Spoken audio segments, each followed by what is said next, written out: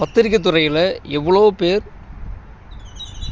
தான் மேற்கொண்ட பணிகள் சிறப்பாக இருக்கணும், யாருக்கும் பயப்படக்கூடாது, ஒரு அதிகார வர்க்கத்திலிருந்து இந்த மக்களை பாதுகாக்க வேண்டும் அப்படி சொல்லிட்டு அந்த பத்திரிகை துறையிலேருந்து உயிரை விட்டவர்கள் பல பேர்.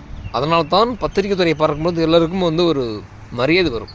உலக அளவில் ஒரு இராணுவம் எந்த அளவுக்கு மக்களுக்காக உழைக்கிறதோ, ஒரு காவல்துறை எந்த அளவுக்கு மக்களுக்காக உழைக்கிறதோ, ஒரு ஆசிரியர்கள் எந்த அளவுக்கு மாணவர்களை தெளிவுபடுத்துவாங்களோ, அந்த மாதிரி பத்திரிகை என்பது எல்லா மக்களையும் தெளிவுபடுத்தும், செய்திகளை கொண்டு போய் சேர்க்கும். அதுதான் பத்திரிகை துறை. அப்படியேப்பட்ட பெரிய பத்திரிகை துறையிலிருந்து ஒரு கேடுகட்டவன், ஒரு அரசியல் விமர்சனன்ற பெயரில் இந்த மக்களை எப்படியெல்லாம் முட்டலாக்க முடியுமோ அப்படிலாம் முட்டலாக்கிக்கிட்டு இருக்கான். கேட்டால் நான் பத்திரிக்கையாளன்னு சொல்லுவான். ஆனால் இவெல்லாம் யார் தெரியுமா? அண்ணா அறிவாலய கக்குசை பாதுகாப்பதற்காக பியானாவை கையில் ஏந்தி நிற்கிறாங்க. இப்போ எப்படி ஜெட்டு பாதுகாப்பு, காவல்துறை இங்கெல்லாம் பார்த்தீங்கன்னா துப்பாக்கி ஏந்தி காவல்துறை நிற்கும். அந்த மாதிரி அண்ணா அறிவாலய கக்குசை பாதுகாப்பதற்காக பியானா எடுத்து நின்றுக்கிட்டு இருக்கான். கேட்டால் தாமோதரன் பிரகாஷ் அவன். இவனுடைய அஜெண்டா பார்த்தீங்கன்னா முழுக்க அதிமுக எதிர்ப்பு, பிஜேபி எதிர்ப்பு, பாட்டாளி மக்கள் கட்சி எதிர்ப்பு, விஜயகாந்த், இது எல்லாமே எதிர்ப்பு. அப்போ இவன் யாருக்காக இருக்கிறான்னா அண்ணா அறிவாலயம், அதாவது திமுக ஆதரவு, இன்னொன்று திருமாவளவன் ஆதரவு. அப்படி என்னடா இவன் பேசுகிறான்னா, ஜாதி வெறி தூண்டியது பாமக, ஊழல் செய்வது அதிமுக, இப்படியே பேசிக்கிட்டு இருக்கான். ஏன்னாடி இந்த 5 வருஷத்தில் நீங்கள் போன 5 வருஷமோ இல்லை போன 10 வருஷமோ நீங்கள் விட்டுருங்க. ஏன்னா போன 10 வருஷம் அதிமுக ஆட்சியில் இருந்தது. போன இந்த 5 வருஷம் யார் ஆட்சி இருக்கிறான்னா திமுக தான். நீ நல்லா தெரிஞ்சுக்க. இந்த திமுக ஆட்சியில் பட்டியல் சமுதாயங்கள் உலகிலேயே எந்த ஒரு இனமும் செய்யாத பழியையும் பாவத்தையும் யாரை ஏற்றுக்கிட்டது? இந்த பட்டியல் சமுதாயம். அவனையே மலத்தை கலந்து அவனே தன் மக்களுக்கு கொடுத்துருக்கானா, அவன் எந்த அளவுக்கு ஜாதி வெறியில் இருப்பான்.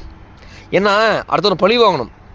அப்போ அடுத்தவனை பழி வாங்கணும்னா எதிர்த்துன்னு சண்டை பண்ணணும், இல்லை சூழ்ச்சி பண்ணி அவனை பழி வாங்கணும். இதெல்லாம் எதுவுமே முடியாமல் தான் மக்கள் தன்னுடைய குடலிருந்து வரக்கூடிய மலத்தை நீர்த்தேக்க தொட்டில் கலந்து அதை தன் கிராமமெல்லாம் குடிப்பதற்காக செஞ்ச ஒரு சாதிய வன்மம், அதே பட்டியல் சமுதாயத்தை சார்ந்தவன் தான்.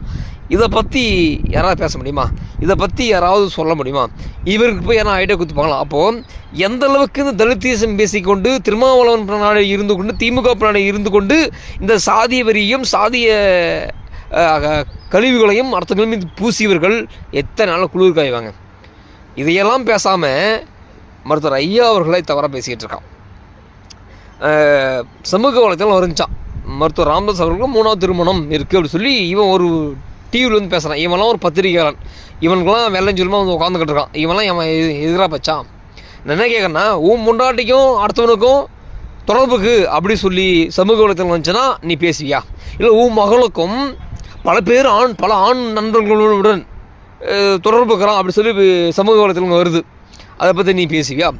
இல்லை மகளுக்கும் இல்லை மருமகளுக்கும் அடுத்த வீட்டுக்காரனுக்கும் தொடர்பு அப்படி சொல்லிட்டு பத்திரிக்கையில் வந்தாலோ அல்லது சமூக வலைத்தளம் வந்தாலோ அதை நீ நம்பிவியா?